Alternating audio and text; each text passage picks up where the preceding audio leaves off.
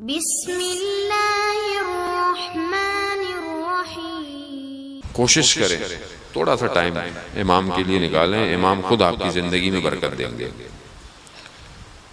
بہت سارے لوگ بہت ساری چیزیں کرنا چاہتے ہیں، عمل کرنا چاہتے ہیں، عزیزان محترم بہت سارے لوگ پریشان ہیں، مختلف دعاؤں کے لیے بھی کہتے رہتے ہیں۔ شب جمعہ ہے، اسی وسیلے سے ایک چیز میں نے سوچا کہ آپ کو دے دوں، کیونکہ اس کا تعلق جمعے سے تھا، جمعے کے دن سے شروع کرنے سے تعلق تھا، اس لیے میں آپ کو دیتا ہوں۔ اور دیکھیں یہ چیزیں وہ ہیں کہ جو علماء حق دیتے ہیں۔ امام خمینی بھی کہتے تھے اگر کوئی عمل کرنا چاہتے ہو تو کچھ دن روزے رکھو، اس کے بعد عمل کرو، اور پھر محنت بھی کرو ان اسباب کے لیے، نہ کہ ہاتھ میں بیٹھے ہوئے بس پڑھ دیا کچھ آ جائے گا، ایسے نہیں ہوتا، اسباب نہیں ہے۔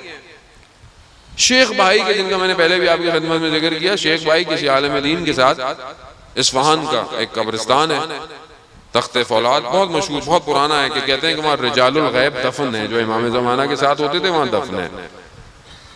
تو بابا رکن الدین ایک عالم دین، وہاں ان کی قبر پر شیخ بھائی بھی گئے، یہ بھی کہتے ہیں میں کیا ہر جگہ فاتحہ پڑھے تھے، جیسے ہی اس قبر سے فاتحہ پڑھ کر اٹھے تو دیکھا کہ شیخ بھائی کے چہرے کی رنگ تبدیل ہو گیا ہے۔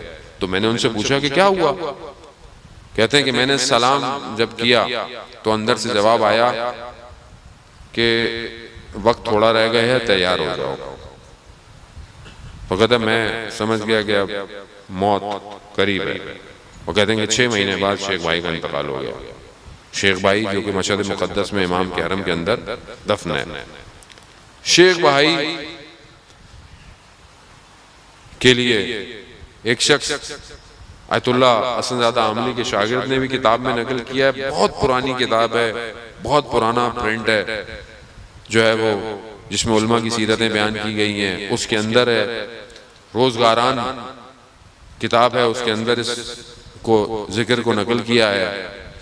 ایک شخص کہتا ہے کہ میں نے کتاب میں ایک ذکر دیکھا جو شیخ بھائی سے منسوب تھا، کہ اس کو ذکر کو 100 دفعہ پڑھنا ہے اور 10 دن تک پڑھنا ہے، اور اس میں کتاب میں تھا کہ بدھ سے شروع کرو یہ ذکر اور جمعے پہ ختم کر دو، اور اگر تمہارا کام نہ ہو تو مجھے برا بھلا بولو۔ شیخ بھائی نے لکھا ہوا، اب وہ طالب علم تھے، اس نے شروع کیا، جمعہ آیا کام ہی نہیں ہوا۔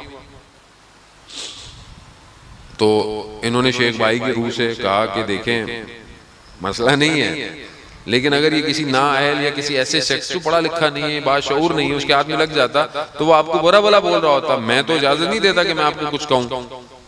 اب یہ پریشان ہے، اسی کا بیٹا کسی ایک ایسے شخص کے پاس جاتا تھا، آغا جنی کے پاس، جنتی کے پاس، کہ جو روحوں کو بلانے کا علم رکھتے تھے۔ تو کچھ دن بعد بیٹا گھر آیا، کہنے لگے کہ وہ جو جن کے بعد میں جاتا ہوں انہوں نے پیغام بھیجوایا آپ کے لیے۔ کہتے کیا؟ کہا شیخ بھائی کی روح نے آپ کو بلایا۔ اب پریشان ہو گئے، اب ان کے پاس گئے تو انہوں نے کہا کہ مجھے نہیں پتا کہ آپ نے کیا کیا ہے، میں بہت عرصے سے کوشش میں تھا کہ شیخ بھائی کی روح کو بلاؤں، مگر میں بلا نہیں پاتا تھا، کبھی آتے ہی نہیں تھے، پیغام بھجواتے تھے کہ مصروف ہوں۔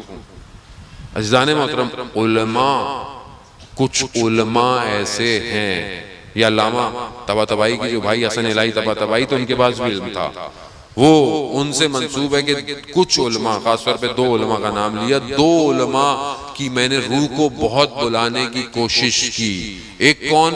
ایک سید ابن طاؤس، کہ جن سے آپ مستند مصائب سنتے ہیں، اور ایک سید بحر العلوم۔ کہا ان دونوں نے مجھے پیغام بھیجایا کہ ہماری نوکری اس عالم میں ایسی ہے کہ ہم وہ جگہ چھوڑ نہیں سکتے۔ کہا کون سی نوکری ہے؟ کہا مولا کائنات کے دروازے کے نگہبان ہیں ہم۔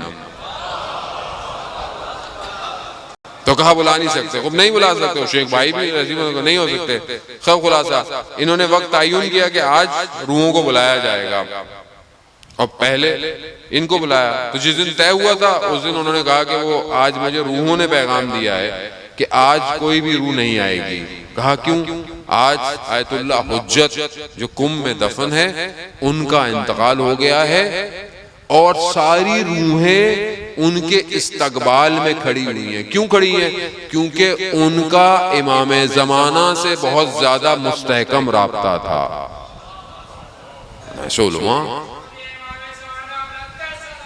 اللہم صلی علی محمد۔ تو وہ یہ کہتے ہیں یا علی، اب یہ نہیں بلا سکے، اب چلے گئے، پھر دوبارہ وقت ہوا تھا، پھر کوئی اور آئے، کوئی اور روح آئی عالم کی، کہا کہ شیخ بھائی آنے والے ہیں۔ اچھا وہ ہوتا کیسا ہے کہ وہ شاید آپ نے بھی سنا ہو، روح کو بلانے کے لیے آپ کو ہاتھ میں انہوں نے کہا کہ سوال لکھنے پڑتے ہیں اپنے، اور وہ جو بلاتا ہے وہ بات کرتا ہے، جو چاہتا ہے وہ نہیں، جو اظہار کرتا ہے اسے پتا ہوتا ہے۔ اب جو جواب ہوتے ہیں وہ پرچے میں لکھے ہوئے آ جاتے ہیں۔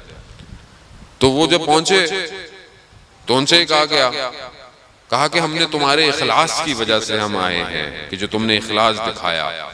کہا وہ جو جہاں سے تم نے اس ورد کو پڑھا تھا اس میں تحریف ہوئی بھی ہے، ورد صحیح ہے، ورد بدھ کے دن سے نہیں جمعے کے دن سے شروع کرنا ہے، اور پھر 10 دن یعنی اتوار کو ختم کرنا ہے، اور 100 دفعہ ڈیلی پڑھنا ہے۔ کہا اس کو پڑھو، کہتے ہیں پھر ہم نے بعد میں اس پہ عمل کیا، اور وہ ابھی 2-3 دن ہی ہوئے تھے، جس عالم نے ذکر کیا ہے کہ انہوں نے عمل کیا، ہو گیا۔ اب عزیزان محترم میں نے بھی عمل کیا، بہرحال ہو گیا، آپ کی اپنی قسمت، آپ عمل کیجئے گا، آپ کا بھی اللہ کرے گا ہو جائے گا، لیکن ظاہر ہے باقی شرائط بھی ہیں، ذکر کے ساتھ ساتھ باقی شرائط بھی ہیں، میں نماز نہ پڑھوں۔ اچھا مزے کی بات ہے کہ ایک اور عالم دین نے ذکر کے لیے جو بتایا ہے کہ جو طریقہ ہے اس ذکر کو پڑھنے کا، وہ فجر کی نماز میں تسبیح پڑھنے کے بعد ہے فوراً۔ تو اب تو جو نہیں پڑھتا تو پہلے تو فجر کی نماز پڑھے، اور اب اگر کل پڑھے گا تو اللہ بھی وہ دیکھ رہا ہے کہ ہم آج کے ذکر کے چکر میں نماز پڑھی ہے، چلو میں کچھ دن تو پڑھواؤں تمہیں، وہ کہے گا نماز، تو چلیں اچھی بات ہے، کوئی نہ کوئی اچھائی تو میں کروں گا۔ عزیزان محترم یہ ذکر ہے، بسم اللہ الرحمن الرحیم، یا مفتح الابواب، یا مقلب القلوب والابصار، ویا دلیل المتحیرین، ویا غیاث المستغیثین، توکلت علیک یا رب وقض حاجتی وقف مہمی، ولا حول ولا قوة الا باللہ العلی العظیم، وصلی اللہ علی محمد وآلہ اجمعین۔